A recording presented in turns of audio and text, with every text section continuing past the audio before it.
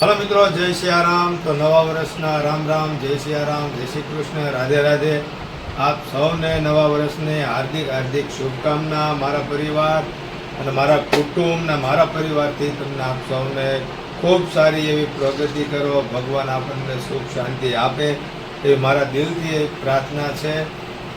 નવા વર્ષની અંદર બધાય કોઈ માતાજીએ જતા હોય, કોઈ એકાબીજાને મળવા જતા હોય તો ગાડીનું પણ ધ્યાન રાખીને ગાડી ચલાવજો, એકાબીજાને મળજો, કારણ કે 12 મહિનાનો તહેવાર એટલે આ તહેવારની અંદર આપણે કોઈ પણની સાથે મન દુઃખ રાખ્યા વિનાના એકાબીજાને આમાં મળી લેવાનું છે। આવી મારા પરિવારથી શુભકામના છે। બધું ભૂલી જવાનું છે। નવા તહેવાર છે, નવું વર્ષ છે, એટલે કે આપણા શરીરની અંદર, આપણા પરિવારની અંદર અને કામ ધંધાની અંદર ખૂબ સારી પ્રગતિ થાય એવી હું તમને હાર્દિક શુભકામના આપું છું અને માતાજીને પ્રાર્થના કરું કે બધાને સુખ શાંતિ આપે। હાલો, કેમ છો મિત્રો? તો બધાને જય સિયારામ। તો અમારા બ્લોગમાં તમારા બધાનું સ્વાગત છે અને આજનો બ્લોગ આપણે અહીંયા ચાલુ કરી દીધો છે અને નવા વર્ષની બધાને હાર્દિક શુભકામનાઓ અને બધાને સાલ મુબારક, જય શ્રી કૃષ્ણ અને રાધે રાધે। તો અમારા બ્લોગ પૂરેપૂરો જોજો, લાઈક શેર ને સબસ્ક્રાઈબ કરી દેજો। અને હવે આપણે જમવાનું બનાવી નાખ્યું છે, બધાને મળવા ગયા હતા, મળીને આવી ગયા છીએ અને જમવાની રસોઈ બનાવી રાખી છે અને જનક લઈ આવ્યા છે, અડધું બહારથી ને અડધું ઘરે બનાવ્યું છે। નવા વર્ષના જય સિયારામ કહીને અમે બંને મારા મોટા ભાઈના મારા ભાભી મારા મમ્મી પપ્પાને પગે લાગી લીધું ને મારા મમ્મી પપ્પાએ બે મોટા ભાઈને આશીર્વાદ આપી દીધા અને ત્યાર પછી હું ને જલપા પગે લાગી લીધા અને મારા મમ્મી પપ્પાએ એવા આશીર્વાદ આપ્યા કે ખૂબ સારી પ્રગતિ કરો, કામ ધંધામાં ધ્યાન આપો અને 5 માણસને કામ આવો એટલા ધનવાન બનો, તે એવા આશીર્વાદ આપીને મારા ભૂમિ અને હિતુભાઈ એ પણ બંનેએ દર્શન મારા પપ્પાના મારા મમ્મીના પગે લાગી અને કમ્પ્લીટ થઈ ગયા અને ભૂમિ અને હિતુભાઈ અમને પણ પગે લાગીને કમ્પ્લીટ થઈ ગયા। મારા મોટા ભાઈને મારા ભાભી એટલે અમે પણ એમને પણ પગે લાગીને મોટા ભાઈ અને ભાભીએ ખૂબ સારા આશીર્વાદ આપ્યા કે ખૂબ સારી પ્રગતિ કરો અને 5 માણસને કામ આવો એટલા ખૂબ ધનવાન બનો। આ તો મારું કુટુંબ આવી ગયું આખું, હો ભાઈ, મારું કુટુંબ આવી ગયું ને એકબીજાને મળવાની ખૂબ આનંદ હોય, પણ જો આવી રીતે તો ભાગે જ અત્યારે દ્રશ્યો તમને જોવા મળતા હશે, પણ અગર આવું ક્યાંય રહ્યું નથી। પણ મારા કુટુંબની અંદર હું અભિમાન નથી કરતો મિત્રો, પણ મારા કુટુંબની અંદર હાલની તકમાં હજી આ રીતે ચાલે છે અને ત્યારથી આવી ગયા મારા માસીને ત્યાં સરસ મજાની રંગોળી હતી, તો મેં રંગોળી જોઈ ત્યાર પછી આ મારા મામા છે ને આ પૂજ્ય અમારા બાપુશ્રી એટલે કે એ બાપુના શરણોમાં વંદન કર્યું અને ત્યાર પછી આ એમના જે કે અમે ચીજ વસ્તુઓ મૂકીએ છીએ અને આ છે અમારા ગારિયાધારની અંદર પ્રખ્યાત ઊંધિયું કે આની અંદર તમારે લાઈનમાં ઊભા રહે અને ત્યાર પછી જ આપણો વારો આવતો હોય છે અને બહુ મોટી સંખ્યામાં લોકો અત્યારે અમારે બેસતા વર્ષના દિવસે ઊંધિયું જ ખાતા હોય છે, એટલે કે અમારે અહીંયા લાઈનમાં ઊભું રહેવું પડે છે। ગારિયાધારમાં પ્રખ્યાત ઊંધિયું હોય છે અને ઓછામાં ઓછું બહુ ઝાઝા મણની અંદર। હાલો મિત્રો, તો જો હું અત્યારે અમારા ગારિયાધારની અંદર પ્રખ્યાત ઊંધિયું છે ને હું લગભગ 1.5 કલાક લાઈનમાં ઊભો રહીને ઊંધિયું લાવ્યો છું। તો તમે તો એનો ટેસ્ટ નહીં કરી શકો, પણ ગમે ત્યારે આવો ને તો હું તમને એનું ઊંધિયું ટેસ્ટ કરાવી। બેસ્ટમાં બેસ્ટ ઊંધિયું છે, તો અત્યારે ઊંધિયું લઈ આવ્યો છું અને બેસતા વર્ષના દિવસે અમે ઊંધિયું ને પરોઠા ખાઈએ છીએ, તો આવો બધા ઊંધિયું ને પરોઠા ખાવા।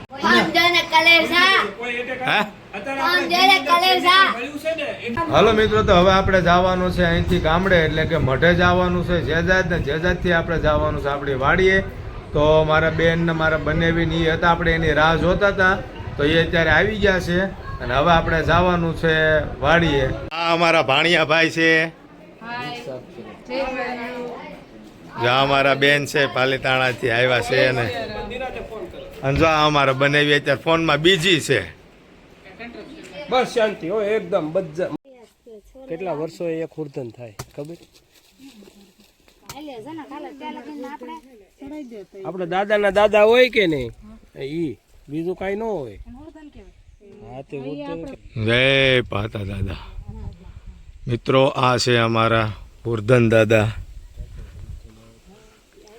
અને અત્યારે જો અમે નવા વર્ષમાં દાદાને ત્યાં દર્શને આવ્યા છીએ, એટલે કે મારું ગામ જેજાદ જેજાદની અંદર અમે આવ્યા છીએ. માતાજીના મઢે જવાનું છે, દાડમા દાદાના મંદિરે જવાનું છે અને બધા અત્યારે નવા વર્ષની અંદર પહેલાં માતાજીના દર્શન કરી જ્યાં જવું હોય ત્યાં પછી અમે જવાના છીએ.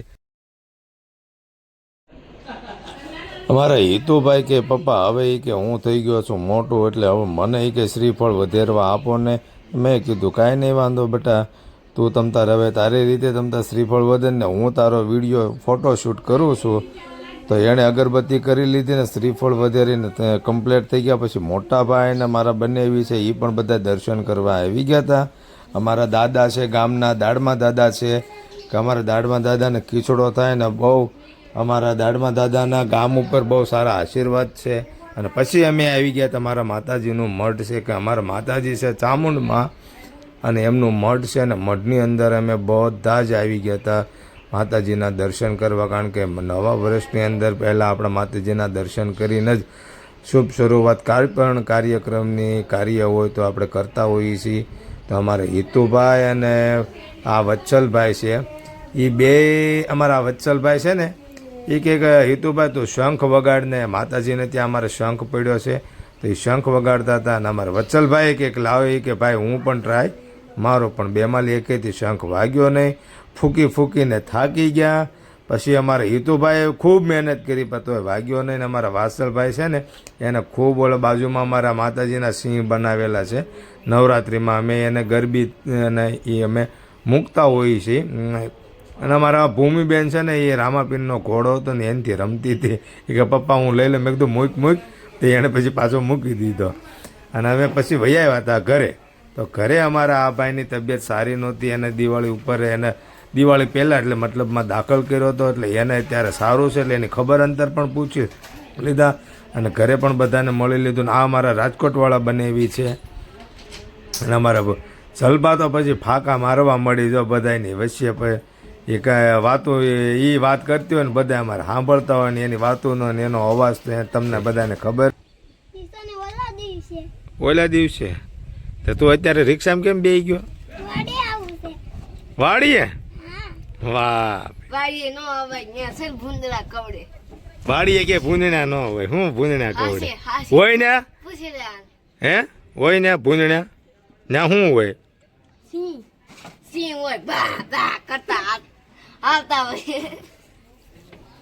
સિંહ જનાવર હોય કાંઈ બટકા ભરી જાય ખાઈ જાય આપણને.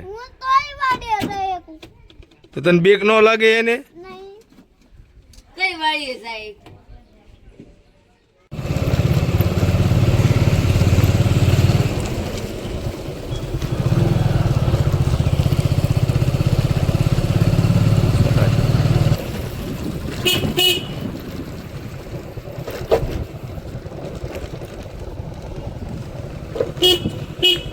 ફીંડવાના ઝાડ, અમે તો ભાઈ ફીંડવા કહીએ અને થોર કહેવાય અને થોરની અંદર ફીંડવા આવે.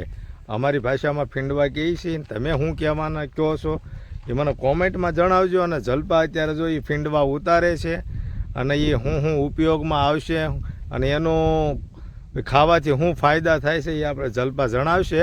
પણ જો અત્યારે માહોલ પણ ખૂબ સરસ છે. જો આ લોકેશન તમે જો ડુંગરમાં છીએ અત્યારે, એ ડુંગરા છે લીલાછમ, બધું વાતાવરણ પણ ફર્સ્ટ ક્લાસ છે. અને આ છે અમારે ઈશ્વરીય હનુમાન છે. આ છે ને અમારે ઈશ્વરીય હનુમાન છે, મોટા હનુમાન છે. અને જો એ અત્યારે આ બધું લેવા મળી છે. આ છે ને પ્રોટીન વાળી વસ્તુ છે, આપણે ત્યાં ન મળે. આ છે ને બધું વાડીઓમાં જ મળે. એટલે અહીં ભાળી ગઈશું. સામે બહુ હતા ઘણા બધા. અહીંયા ઊભી રાખી જને કે ગાડી તો મેં હું થોડા ઘણા તોડી લઉં. અને આનાથી લોહી સારું બને. અને આ ખાવાથી આ સિટીમાં તમે જાઓ ને સુરત તો આનું પાણી તમને બાટલામાં મળશે.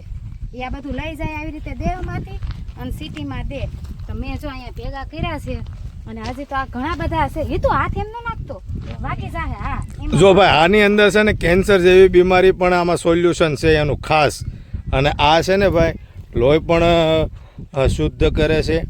અને આ પ્રોટીનવાળી વસ્તુ છે કે જેનાથી કેન્સર જેવા રોગો હોય ને તેનો પણ આ નાશ કરે છે અને લોહી પણ શુદ્ધ થઈ જાય છે.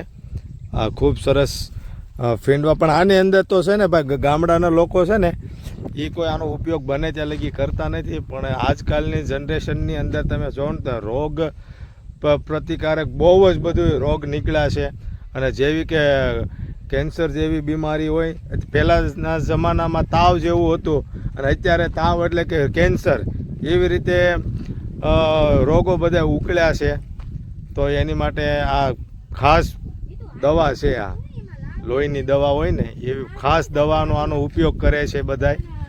અને સિટીમાં તો આની માર્કેટ છે, ગામડાની અંદર તો શું છે હજી બધા ખાવા પીવા રહેણી કેણી હજી સારી છે, એટલે વાંધો નથી આવતો.